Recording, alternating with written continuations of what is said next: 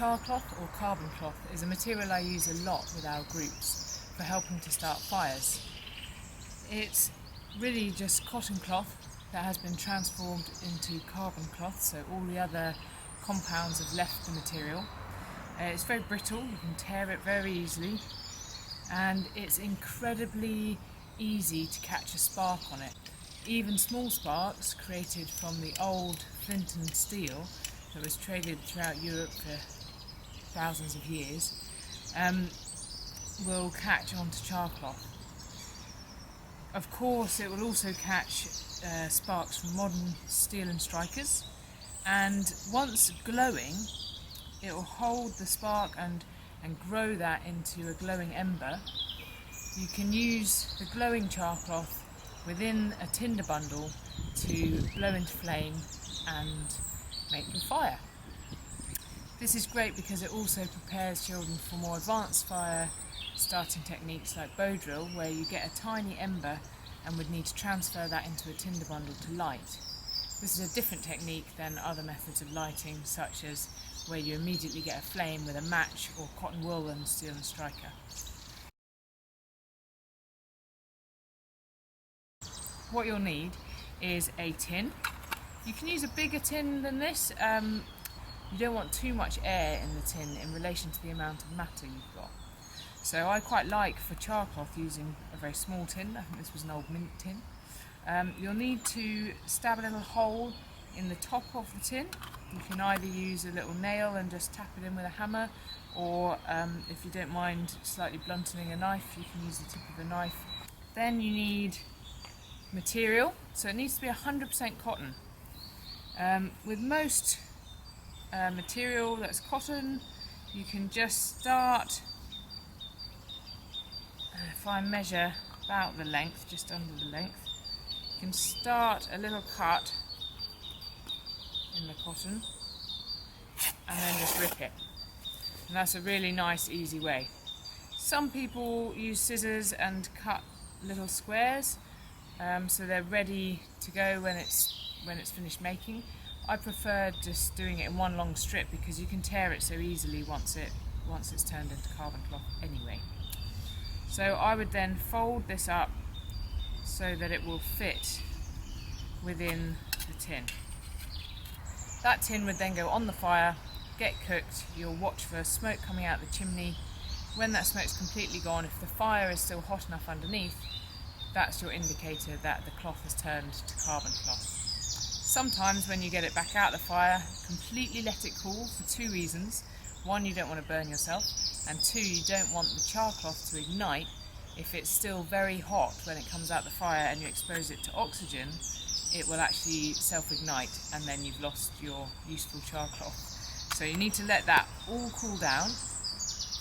If when you check it, there's an area of your char cloth that's quite brown rather than completely black, it's worth putting this kind of look back in the fire to complete the process of releasing everything other than carbon from the cloth. So one other thing about the materials is, how do you know if a bit of old tea towel is completely 100% cotton? These days a lot of man-made materials are put into tea towels and jeans and whatever you might have assumed to be 100% cotton. So it's worth doing a little test before putting it in the char cloth tin, of lighting it and seeing how it burns and smelling it. And it shouldn't smell offensive, so plastic smells very strongly. Also, when you put it out, you'll be able to see if any plastic bubbles form on the rim. This it's not going to, because it's completely cotton, and you can see how cotton burns there.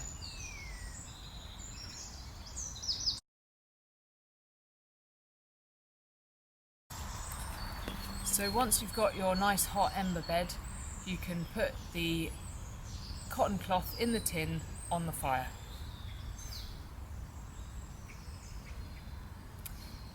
Then you want to look out for when it gets hot enough that the volatile compounds, things like hydrogen, methane, water, are leaving the cotton so that only the carbon remains. It'll take a few minutes, but with doing char cloth on this small scale, it really doesn't take long at all.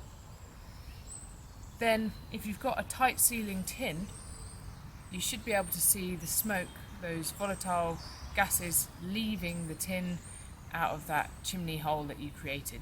It should stream out in a nice constant flow.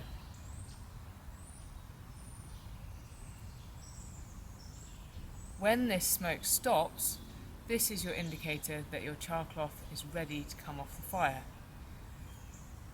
You want to take the tin off the fire either using the chopstick method or with fire gloves and let it cool completely.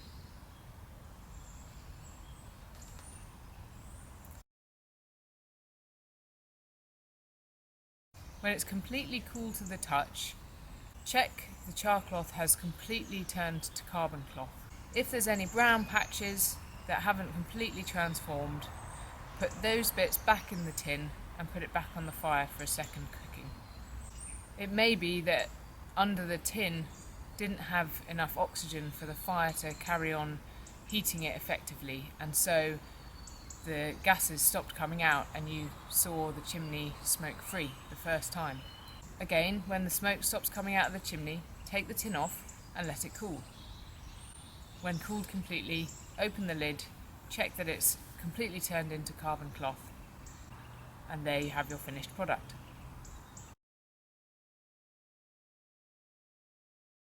It's great for all ages to be able to make fire in this way, and it's great to start out using a steel and striker onto the carbon cloth. Yep. Just in the corner. There you go. Depending on the cotton you put into the tin will depend on how good the carbon cloth is.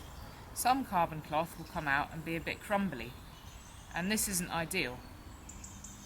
Other more sort of densely woven cotton will come out and be quite robust, even though it is quite brittle. Any steel and striker, just as in our how to light fires with strikers videos, you want to have a shallow angle, be putting a lot of pressure on and slide down the rod. If you catch a spark on your char cloth, you can see that glowing very effectively, and the glow will spread. Sometimes the glow is less visible than this, but it's still spreading, and so you have to be very careful if you're going to pick up the cloth. Of course, this corner piece is okay to pick up, but if you weren't really clear on where all of the sparks might have landed, you could pick up a burning piece and it would be hot to the touch, very hot to the touch. I like to use a little slip of wood or even a flat shell, something like that, for the carbon cloth to sit in when children are learning how to strike char cloth. The other way to do it, of course, is to have prepared your tinder bundle, have the char cloth in the middle of it and strike straight onto that, and it's already where it needs to be. So enjoy making your fires with char cloth. It's something I always have in my bag, and I like to always have some spare cotton cloth ready to make into new carbon cloth, especially if children ask what it is and how it's made. It's great to be able to show them in this very quick activity.